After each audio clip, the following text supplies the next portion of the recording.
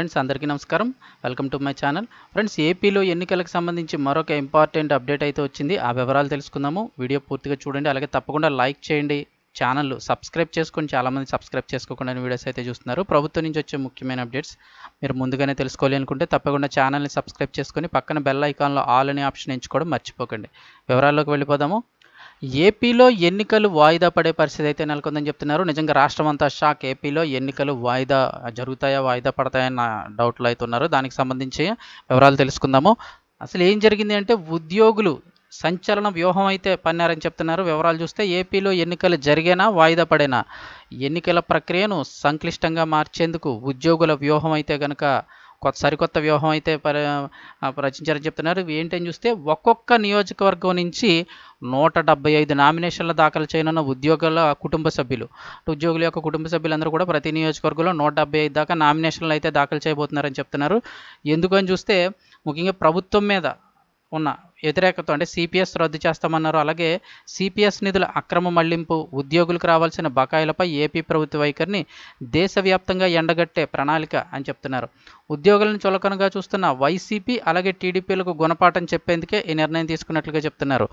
మీకు మా రెండు పార్టీలు తప్పితే ప్రత్యామ్నాయం లేదు కదా అని వెటకారిస్తున్న అధికార ప్రతిపక్షాలకు షాక్ ఇవ్వబోతున్నారు ఉద్యోగులు. గెలుపు ముఖ్యం కాదు కానీ మా ఓటు మాకే వేసుకుంటాం, ఇది మా ఆత్మగౌరవ సమస్య అంటున్నారు ఉద్యోగులు. ఈ భారీ నామినేషన్ల వ్యూహం అమలులో తెర వెనుక చక్రం తిప్పుతుంది ఆల్ ఇండియా సర్వీసెస్ అధికారులు అంటున్నారు. ఈ భారీ నామినేషన్ల ప్రభావం ఏ పార్టీ మీద పడుతుంది, ఇదే జరిగితే రాష్ట్రంలో ఎన్నికలు నిర్వహించడం ఎలా అంటూ ఎన్నికల సంఘం అయితే టెన్షన్లో ఉందంటున్నారు. అసలు ఏముంది, నామినేషన్లు వేస్తే ఏమవుతుందిలే, మనం ఎన్నికలు నిర్వహించుకోవచ్చు కదా అనుకోవచ్చు. ఇక్కడ విషయం ఏంటంటే ఒక్కో నియోజకవర్గం నుంచి 175 మంది నామినేషన్లు వేస్తే సుమారు 12 లక్షల పైగా ఈవీఎంలు కావాల్సి ఉంటుంది, లేదా బ్యాలెట్ పేపర్స్ పెట్టాలి. ఇక అలాగే పోలింగ్ బూతులన్నీ మార్చాలి.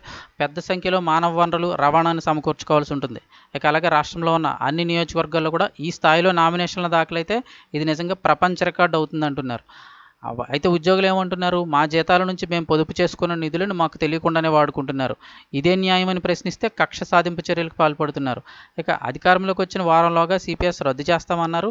సిపిఎస్ రద్దు చేయకపోగా తిరిగి మా జీతాల నుంచి కాంట్రిబ్యూషన్ పెన్షన్ కోసం ప్రతి నెల చెల్లిస్తున్న 10% నిధులను కూడా గత 12 నెలలుగా అక్రమంగా మళ్లించేశారని చెప్తున్నారు.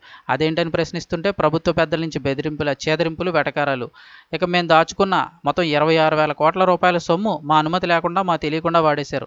దయచేసి మేము దాచుకున్న సొమ్ము మా అవసరాలకి ఇప్పించని ప్రాధాయపడుతుంటే చేత్కారాలు, విసరింపులు చేస్తున్నారని అయితే ఉద్యోగులు చెప్తున్నారు. సో దాని గురించి అని చెప్పేసి సరికొత్త వ్యూహంగా నియోజకవర్గంలో ఉద్యోగుల కుటుంబ సభ్యులు 175 నామినేషన్లు అయితే దాఖలు చేస్తారని చెప్తున్నారు.